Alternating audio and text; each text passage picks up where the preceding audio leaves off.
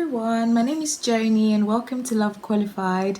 I am a second year physician associate student training in London, and today I'm going to be telling you guys all about why I chose to become a PA.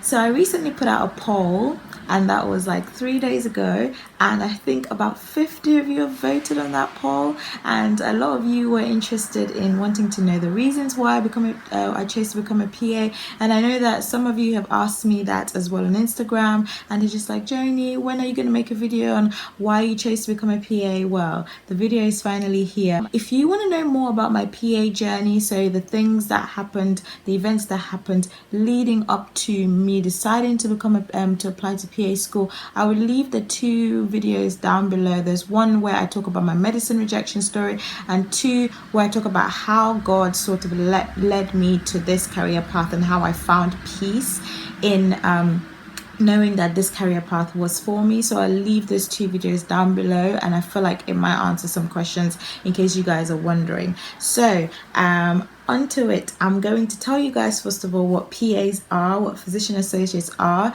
and for those of you who don't know who PAs are, I'm going to tell you.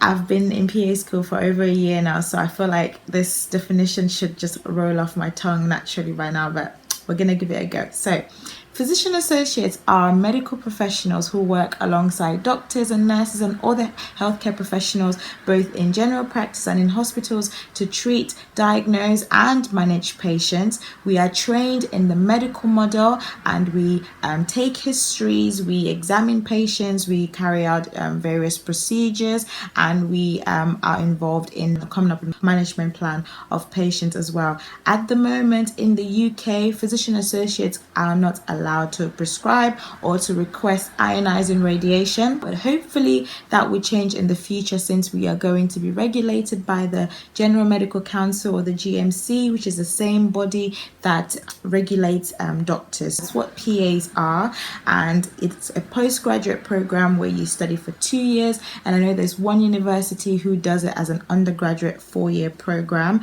but it's mostly a postgraduate program. So why did I choose to become a PA?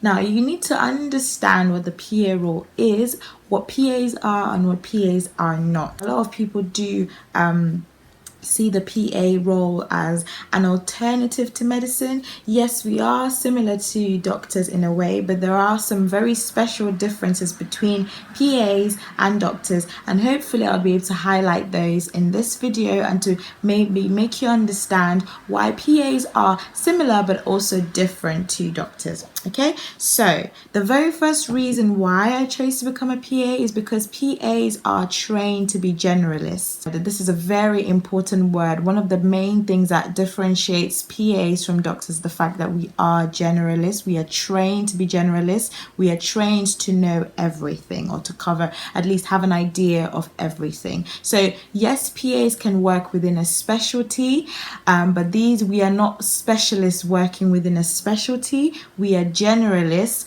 working within a specialty, and I love that. That suits me because, like I said, if you have watched my geriatric medicine placement rotation experience video, I talked a little bit about how I don't necessarily like focusing on one area. I don't like specializing. I feel like the PA role fits me. It just suits me perfectly because I love knowing a bit about everything. And I think there's something that's really special about the PA role, especially because they do make sure that we maintain this generalist knowledge, because we have to recertify every 6 years. So every 6 years we have to write an exam, when we have to pass that exam again to stay on the register, and this just makes sure that we keep that generalist knowledge. A lot of people will be annoyed by that and saying, well, why doctors don't have to recertify? Why do we have to recertify? But then if you think about it, that's what makes us special. This generalist knowledge is important because it leads on to my second point, which is the fact that the PA role is very flexible. The fact that we are generalists means that we can move from one specialty to the other as we so please. As long as the job is there, we can apply for it. It doesn't matter what specialty you want to do. Now, the difference between this and doctors is that once doctors start, they start broad, so they rotate within specialties, and then they finally have to make a decision. They have to make a decision if they want to do medicine or surgery, and then from that they have to decide if they want to work in the hospital or if they want to work in the community. So if they want to work in the hospital, they have to choose within between the different loads of different specialties within the hospital that they have to choose to work with. It could be elderly care, it could be rheumatology, it could be I don't know, A&E, emergency medicine, or neurology or urology, or loads of other specialties. They have to choose which route to go down. And then if they choose to work in community, obviously they have to start training to become a GP. So, doctors have these big decisions to make. As PAs, we don't have to make these big decisions. You can just apply to work as a PA working in general practice, or a PA working in neurology, or PA working in surgery, or a PA working in rheumatology, or a PA working in geriatrics or elderly care. And as long as you want to work there, you can. If you want to move from geriatrics to peds, it's all up to you. If you want to move from peds to neurology, it's all up to you. You can do that because you're a generalist, and that is the main, one of the things I love about the role is that it's very flexible. And as a doctor, if I were to go to med school and become a doctor, before I become a GP trainee, I need to have gone to F1, F2, SHO, registrar, and then go down. I don't know what's up after the registrar, and then you go down the GP trainee route. But then as a PA, when I qualify, I can go straight into GP, and I don't have to go through the whole faff. So I love that fact about being a PA, and I think that suits me. That's the second reason. Now the third reason why I chose to become a PA is because it takes a shorter time to train to become a PA. I'm sorry, but it's one of those things. Yes, people might say, oh yeah, it doesn't matter, 2 years, 4 years, there's no difference. There is a difference. I did biomedical science, and for me to qualify as a doctor going to med school, I would have had to go through 4 years of postgraduate medicine, or 5 or 6 years of undergraduate medicine if I had chosen to go down that route. Yes, I know that the length of time of training, is not really a tangible reason for me to decide not to pursue medicine. If I really wanted to pursue medicine, the length of time wouldn't have stopped me. But I think that training as a PA, the fact that it's only 2 years is a bonus, because then you don't have to spend loads of time. It is a very intense course, and I don't think that one can survive this intensity for more than 2 years, because it's so intense, guys. It's over before you know it, and before you know, you're qualified and you start working as a PA. So that's one of the reasons why I chose to become a PA. I don't know what the fourth reason now is. The fourth reason or the third reason, I can't remember. The fourth reason is the fact that you do get that patient contact. You're guaranteed this patient contact as a PA for the rest of your career. Now, depending on the specialties, I know that for doctors, once they get to consultant position, or even registrar position, or higher than registrars, I don't know. I think it depends on different specialties, but certainly when they get to consultant position, sometimes the amount of time that they spend with patients on the wards kind of decreases, and the consultants aren't around as much on the wards, maybe because they have other admin stuff that they want to do, or they're involved in procedures. For example, a cardiology consultant might be involved in carrying out procedures such as inserting pacemakers or stuff like that. So the contact time that they have with patients kind of reduces. But then junior doctors, so F1s and F2s and SHOs, they tend to spend more time with the patient in terms of clerking patients and examining them and doing all of this kind of things. As a PA, I love the fact that I'm guaranteed that patient contact, mainly because at the moment, there is no sort of real progression in that ladder. So, and it wouldn't make any sense for there to be consultant PAs or stuff like that, because the main reason for the role of a PA is to bridge that gap. The fact that doctors rotate all the time, move from one specialty to the other, means that there is a lack of continuity of care. And the reason why the PA role was made in the first place is to bridge that gap, is to provide that continuity of care. It's good to have that person who's been there for a long time, who knows how things work, and provides that continuity of care. If we were to form this consultant PAs or whatever, it's not going to serve the purpose for which the PA role was created to serve. And so I love the fact that we are guaranteed that patient contact and, for the rest of your career. And I know that some people see it as a downer and say, oh, well, it just means you're going to be a junior doctor for the rest of your life. Like I said, it's something that you need to think about. I think it works for me. I love that fact that I get to spend time with my patients. But if it's not for you, it's not for you. And that's totally fine. You don't have to go to PA school. You can go to med school and then progress and become a consultant. That's fine. And I don't necessarily think that the fact that PAs don't currently have a progression career ladder is a bad thing.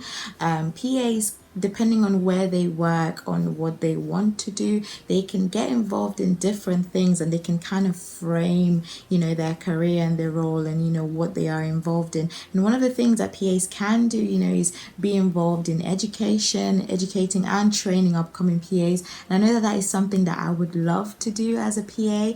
I know that at my university, once you qualify for it and you work for at least a year, you can come back and get involved in training and educating upcoming PAs. And also, as a PA, I'm hoping that I'll have more flexibility to get involved and do other things that I love doing. You guys know that I am an author and I do love writing. There's loads of books in my head that I need to write in this lifetime. So hopefully, working as a PA would give me the opportunity to still, do the job that I love doing, but then still do other things that I love doing as well, such as writing and being involved in ministry as well, which is what I hope that I will have time to do, as well as, have my job. So the fifth reason and final reason probably why I chose to become a PA is because I don't really care about the doctor title. I mean, I know a lot of people be like, yeah, well, maybe you do deep down, because I did pursue medicine to start with, but I do think that there are a lot of people, like with the way the NHS is at the moment, there are a lot of people who are actually practicing medicine, but who are, who have different titles. And for me, I think that I care more about what I do than about what I'm called or what I'm addressed as. So you have nurse practitioners who practice medicine, who see patients, diagnose patients, treat patients, and who prescribe. Even they are practicing medicine in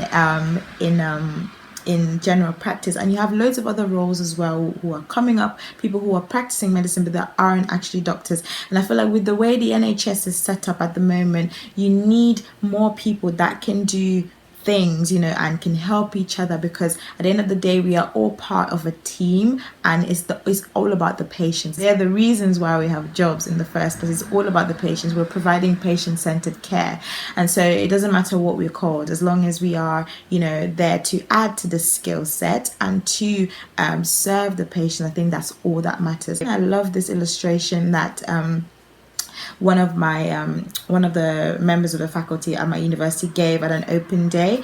It's like a mountain, and you have different paths to climb to get to the top of the mountain. People take different paths. You can start from different points around the mountain, but the thing is that you all get to the same point at the top, which is to practice medicine. You just take different paths to get there. So if you're that kind of person who really cares about the title, who's like, no, I want to be called doctor, not Miss or Mr. or Mrs., then by all means, go to med school and and you would be called doctor. I want to help people. I want to look after patients. I want to be there and help little way that I can, or significant ways that I can, to improve their quality of life, or to make an impact in the lives of others. And if I can do that as a physician associate, that's fine by me. We are all part of a team. Nurses that play a very important role, healthcare assistants play a very important role, pharmacists play a very important role, occupational therapists, physiotherapists play a very important role. So at the end of the day, we are all very important, and a very important part of the team. It doesn't matter if you're a PA or a doctor or a nurse, we're all very important in that team. And so those are my 5 reasons why I chose to become a PA. Let me know your reasons why you chose to pursue this career path. I would love to know, so please leave them down in the comments below, and I'd like to chat with you guys. And let me know if you have any questions whatsoever about the PA role or about anything that I've said in this video. If you have more questions to ask me, please ask down below. Thank you so much for watching, guys. Have a lovely day and God bless. Bye. Also in the name of Jesus. Oh yeah, yeah. I am free. I found my freedom. Praise the Lord. Praise the Lord. It is a wonderful something. I'm just saying thank you. I am free.